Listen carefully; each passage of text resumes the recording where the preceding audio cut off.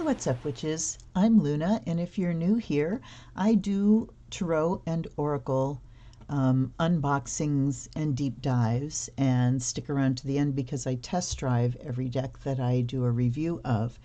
And if you like this, please hit the like button, think about subscribing.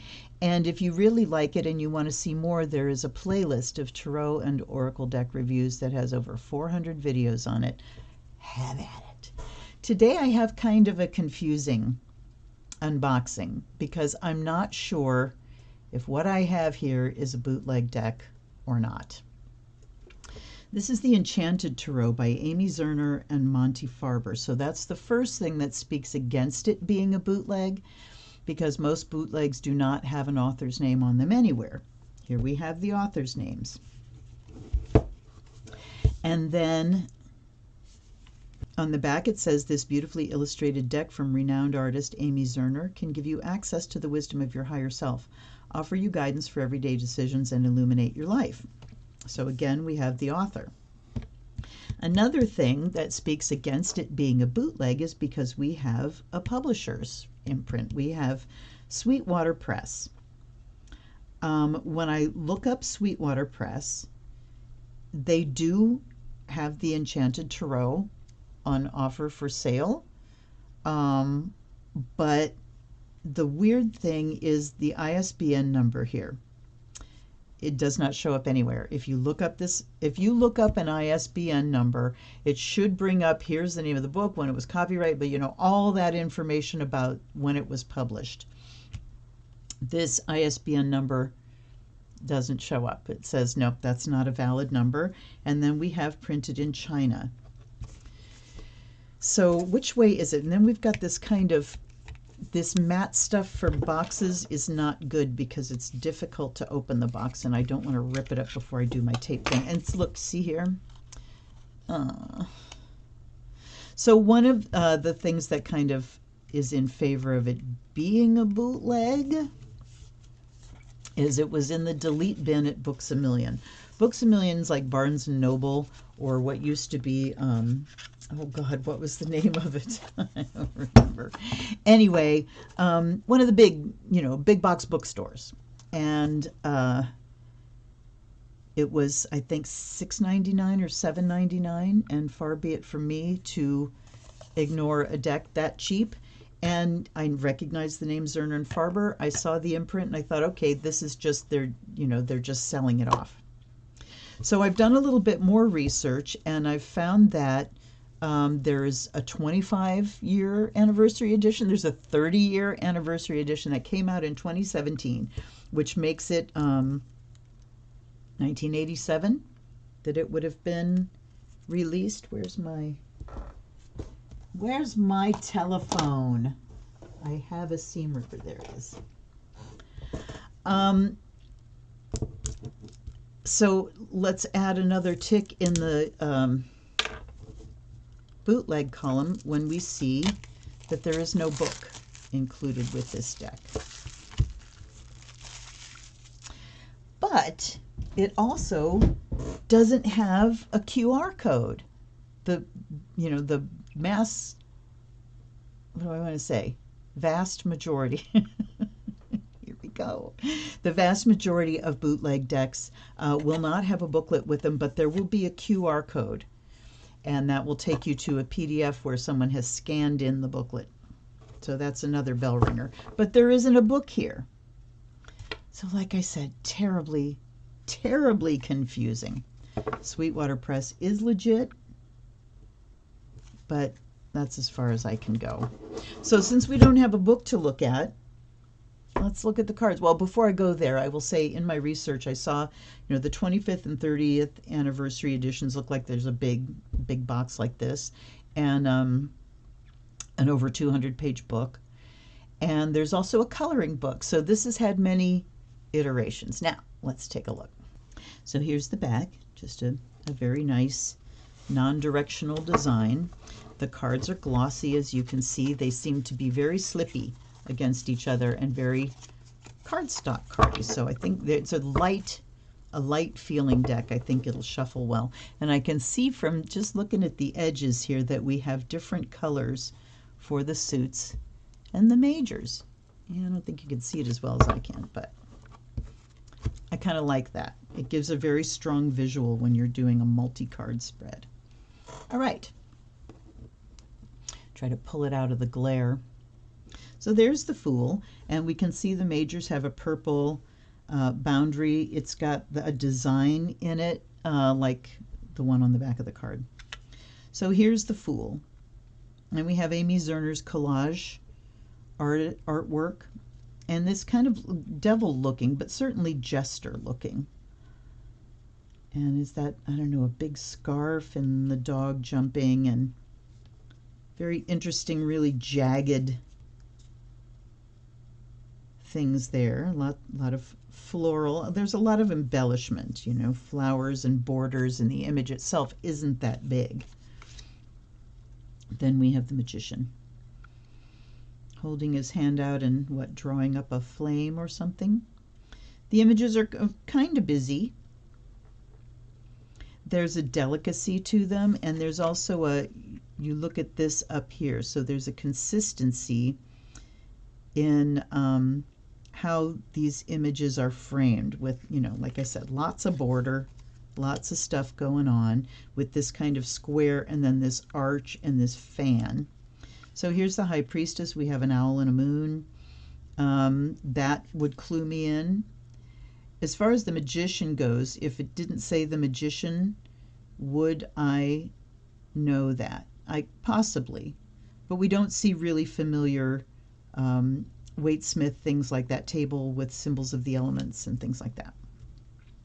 The priestess does not have a book. So again, we get little clues, but not big clues. Here's the Empress, looking abundant. So, you know, I would like to see the image itself large. I don't know that these borders are doing a lot for me. And then you've got that set inside of this purple border. So now I want to know if the anniversary editions maybe have removed that purple border. And you would certainly have room if you made this the whole card size, even just that, you know, to put the name. Right, there's the Emperor. Interesting. Looks like his head's kind of gotten flattened out. But again, hints, not one-to-one correspondences with the RWS. Here's Hierophant, the Lovers, the Chariot.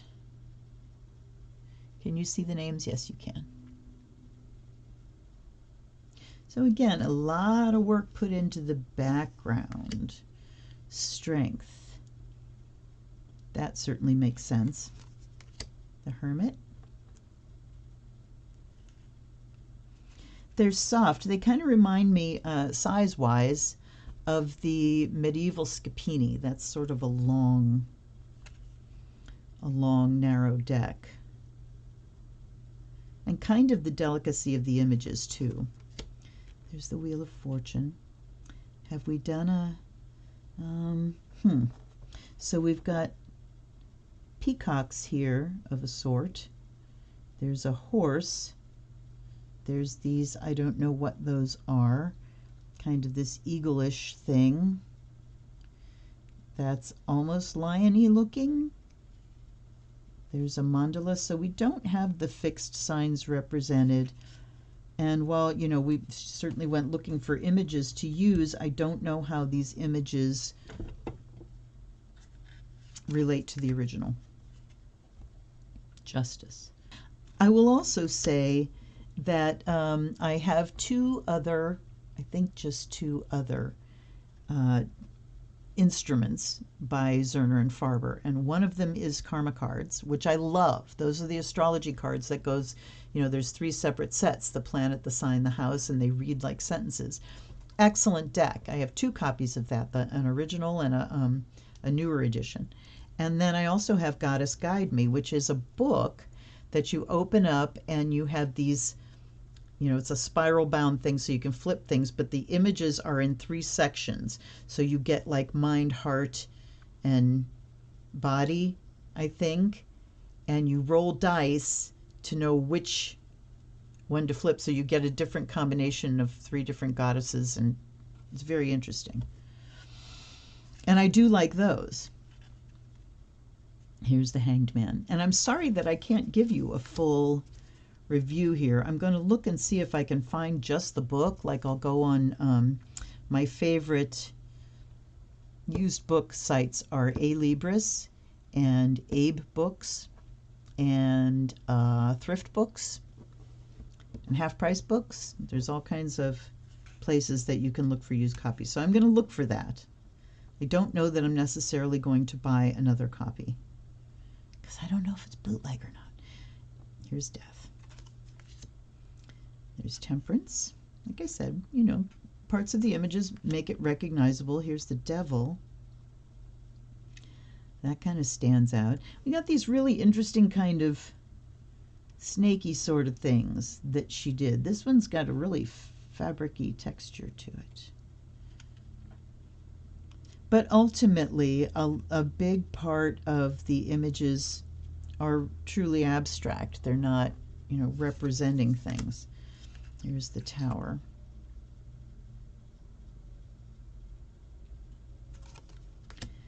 The Star. The Moon. That's pretty clear. It was a dog, a poodle. The Sun and Judgment.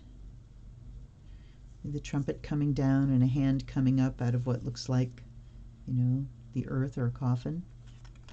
And then the World. The image of the earth and some, you know, a woman dancing, so that's recognizable. Here's the Ace of Wands. Interesting that pink, hot pink tiger stripe thing is kind of jarring. And I'm looking at the hand that has like tattoos on it or scars or I don't know. Here's the Two. So we see someone just kind of wistfully looking off and 2 wands. And then we're pretty much going Pippish here because we've got 3 wands and we've got these 3 cherubs, but there is absolutely nothing that would remind me of the Waite-Smith 3 of Wands. Here's the 4. There's a couple shown, but it almost looks like it's 2 men, and that's okay. But okay, there's the 5.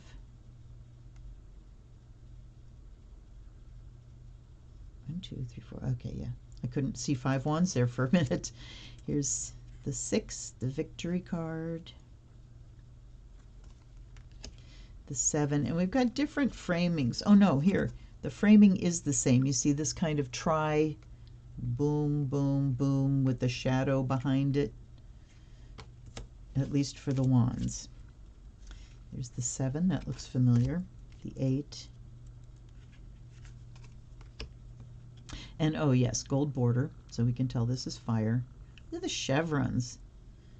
That's kind of interesting. So that's an interesting thing to key into. So we've got the 9 wands. This is the 9. And we can see that it's fire. And this woman, she's holding up, so there's these 2 wands kind of showing, you know, barring the way. But then they're sort of turned into arrows with these chevrons, which give you that military feel. So could that mean like regimented or just interesting? There's the 10. And for the courts, we have Princess, Prince, Queen, and King. All very different. All right, and now we're into the swords, and we have this kind of shape with an echo, I guess, behind it. So there's the Ace of Swords, the 2, no blindfolds, big feather,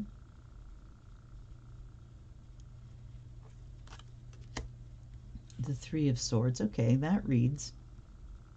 You know, this kind of dark, and these are hearts. These little spots in here are heart shapes. And the sword's coming down at this woman. That definitely is a descriptive image. The 2 kind of gives, you know, she's got her arms like this. So it does give that idea of, you know, there's like a gate or something that she's sort of keeping herself behind, so that can track too. Then we've got the 4, like a Buddha sitting there, or a monk. And the swords are forming, again, this structure.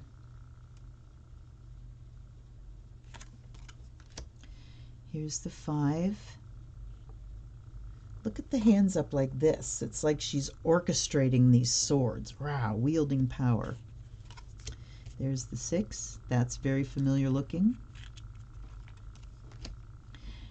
And the 7. Interesting. We've got these swords coming in. She's kind of like, ducking. All right. Here's the 8. Again, the sword's all kind of coming in, but over top, weaving over top. The 9. I do like what she does. You know, I can see how she goes about things as an artist here. The 9 of Swords. So we see this person just kind of lying there and these 9 points sticking up, but then look at this. You've got this big mess of stuff going on. And then the 10. Oh my. Yeah. That shows some devastation. This is a child. Here's the Princess of Swords. The Prince. And I don't see really anything to pull out of these images to say here's something that gives me information. There's a dove down here, you know, down below. There's the Queen, and there's the King. And now we have, so we have wands and swords, but then we have hearts instead of cups. That's interesting. And you see this heart shape.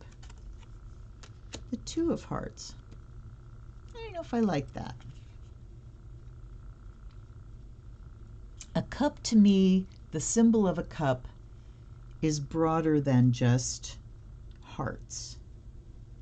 But anyway, so here's the 2 with swans and cherubs. Yes, that definitely feels like love. 3 of Hearts. We've got little ballerinas dancing together. There's the 4. This person kind of sitting in shadow while these hearts are sort of floating away. The 5, lots of broken hearts. The 6, we've got children playing together.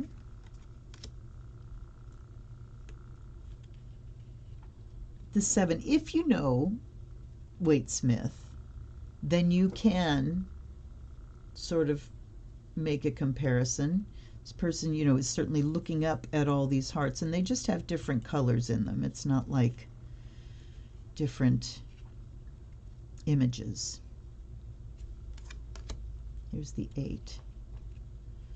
Look at these dark hearts falling down, upside down. That's very descriptive. The 9.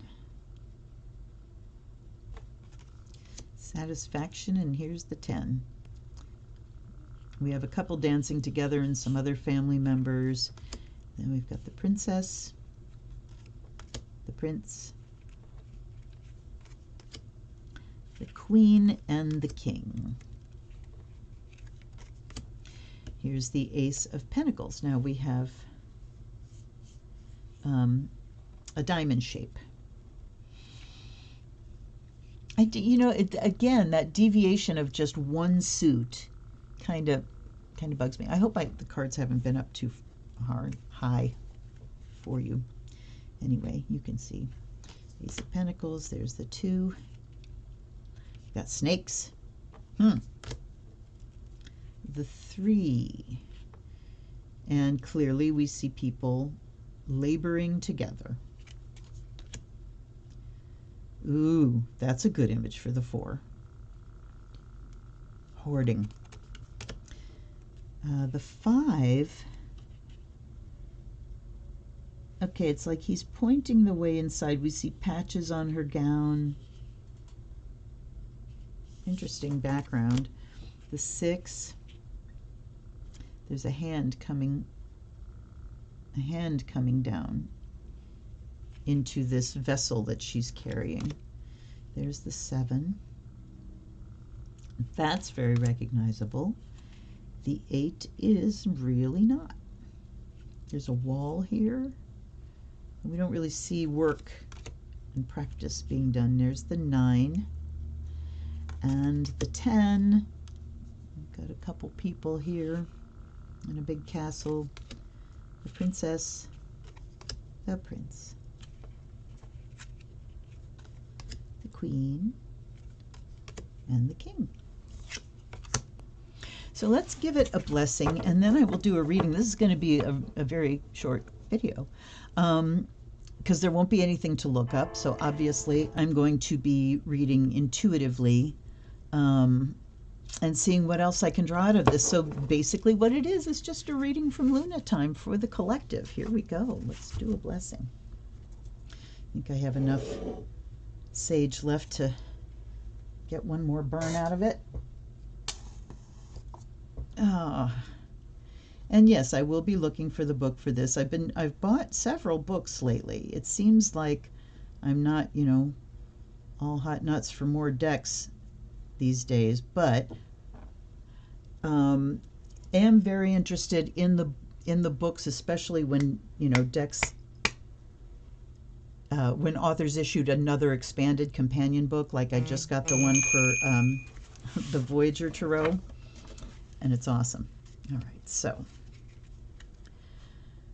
by air and fire, may you be purified and charged. And I don't have a book to bless, so this is this.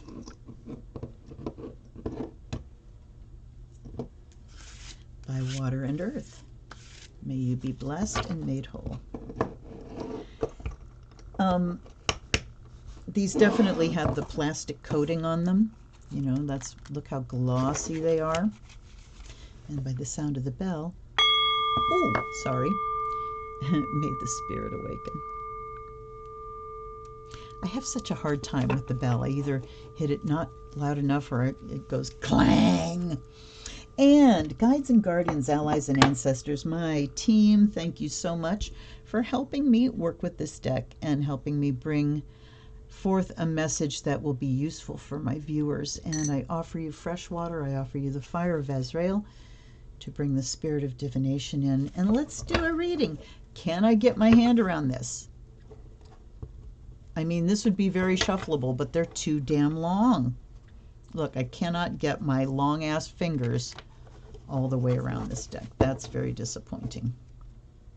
So again, I ask, why do we need all the extra border around it? It's one thing when decks have a white border, and it's hard to shuffle because they're too damn long. Shit. I'm disappointed. When decks have a white border, like they all did, early on, a lot of the time it's because printing, it was a whole different thing to print something with what was called a bleed, which means something that the printing goes to the edge of the paper or off the edge of the paper. And so, you can see if that was the case, having a white border around, but these aren't white borders. These are printed all the way to the edge. So why can't we have just the images? Because the images she's drawn don't go outside of this inside border. And if they weren't so kind of difficult to tell what card it is, I might even consider cutting at least the top off. But, I don't like it. I don't like it. They're too long. They would shuffle easily, but they don't. And you know how grumpy I get when you can't frickin' shuffle things. This has been a short video. I'm going to do this one more time, just splitting and then splitting again, just to see if I can get a little more mix.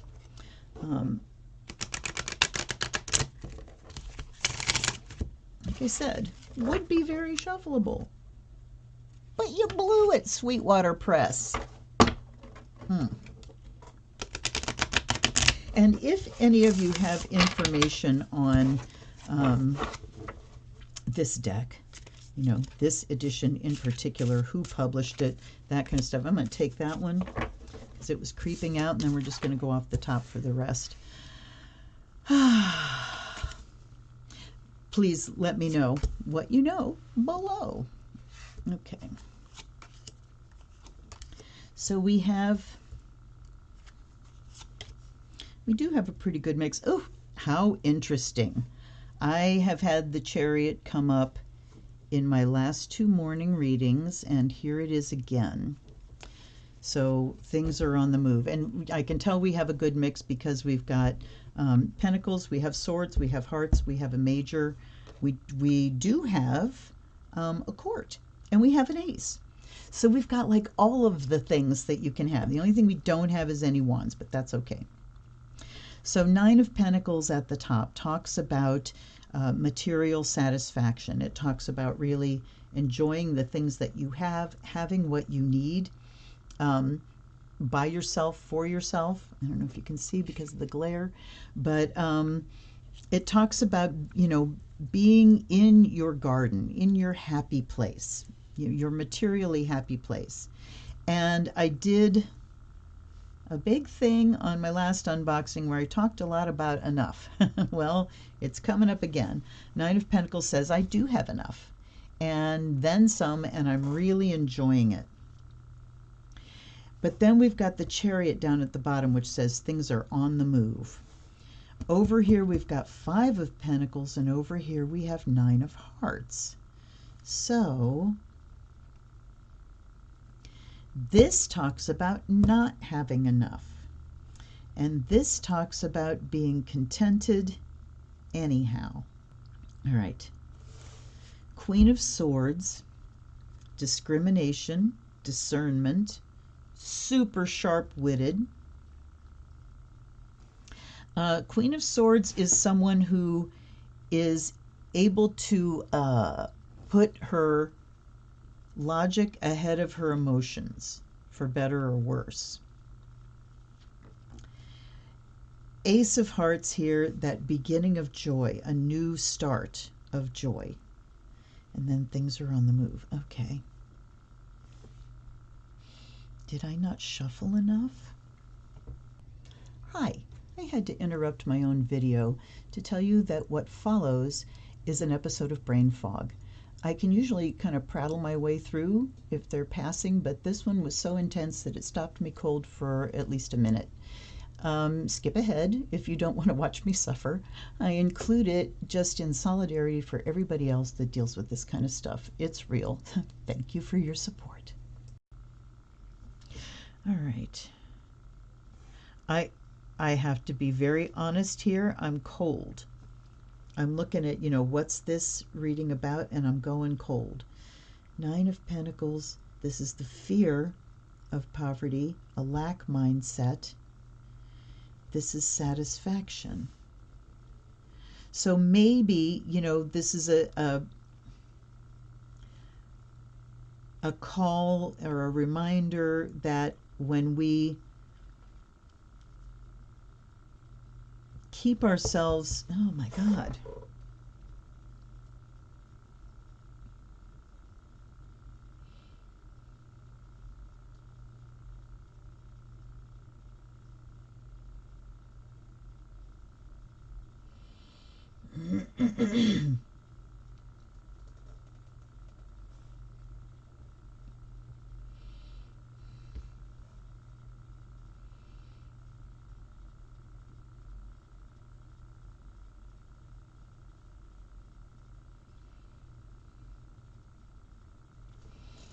Okay. So this is talking about, I mean, we have a 9 and a 9 of earth and of water, pentacles and hearts. This is joy in materials, goods, satisfaction with the material. This is emotional satisfaction. I have things the way I want them. There's enjoyment. And like, even if we don't quite have enough.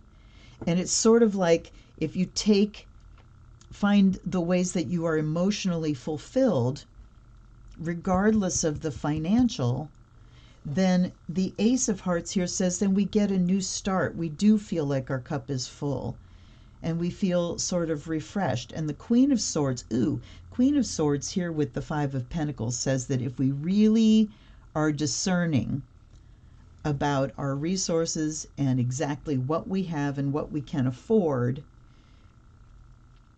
that because these kind of outweigh here, It also says that we can have a mindset of lack, but we need to go with the mindset of abundance, and we can feel the abundance just by taking joy and gratitude in the things that we do have, regardless of whether we really feel like they're enough or not, is what I'm getting there. And the Chariot at the bottom is just the reminder that we're in the driver's seat. And it's up to us to decide what we want to do with our resources, to be very discriminating about it, and make our choices based on, is this what I love? Will this bring me more of what I love, truly? Will this move me closer to the feeling of satisfaction and gratitude and joy in what I do own? Or, do my thoughts take me into this place of, oh no, and fear that I'm going to lose what I have? But the Chariot says we're in the driver's seat, and it's also a reminder that our resources exist in motion. When you have resources and you stop them, like, putting money in a bank account so you're not spending it, that's one thing. And that is still in motion because it can, gain interest and such. But if you have like things that are just being stored, stuff that you own that you don't use, that you don't enjoy, they're just being stored. Then we need to ask, is that really, bringing us satisfaction? Or is that giving me a false sense of security? Oh, that's interesting. Like this sense of insecurity. Or maybe we have to acknowledge that resources, in fact, are limited, and in general, just look at the stuff that we have and what it's costing us to have that stuff and maintain that stuff. And are we keeping this stuff because it's a mindset against the poverty mindset? Or are we keeping this stuff because we love this stuff, we enjoy it, and we want more in it, and it fulfills? The Ace says it refills my cup. Does our stuff refill the cup and really keep us feeling thankful and fulfilled? Or do we keep our stuff as a guard against a mindset of lack? Again, the Chariot reminds us we're in the driver's seat, but I want more on that Chariot. So it says that we need to be in charge. We need to take the wheel as far as taking care. Sorry, I just had an energy dip of our resources. I'm getting too excited here. So you're in the driver's seat. You can make choices. You decide what things are worth. Then we have the King of Swords and the Four of Pentacles. Ooh. So King of Swords talks about being brutal. And I'm seeing him as being the one that can really trim things down and make big decisions about, it doesn't make sense that we're keeping this stuff, because it's really not going to save us against poverty. And the Four of Pentacles, again, is that sort of hoarding. So here is saying that Chariot says we want to make sure our resources are moving. That's it. Because when we clamp down on stuff, it just sits there and it doesn't do anybody any good. And our resources need to keep moving. They need to be doing somebody some good somewhere, even if it's just to sell them and bring you more resources. But we need to make sure things are happening in motion. We certainly need to be discriminating, but we also need to acknowledge the emotional side of things. If we do have things that bring us joy, just to look at them, just to, like the things that show our personality in our home, the decorations, the things that sit around when you come in and you go, ooh, this makes me feel happy. Whether you're using that picture on the wall, it's adding to the atmosphere, it's giving you joy. That's what we need to do. So we don't want to be coldly trimming things down, but we want to make sure that things are flowing, that things are in balance, that things are bringing us joy, and that we're not hoarding things or clamping down against, this poverty mindset. We need to deal with our mindset so that we can stay in abundance. These three really work together. Okay, that kind of stumped me for a little bit there. But it's certainly a workable deck, except that I can't shuffle it. Grr, let me know what you think. And, if you have a different iteration of this deck, I'd like to know what the difference is. Thanks for hanging out with me, you guys. I will see you again soon. Until then, this is Luna. Blessed be.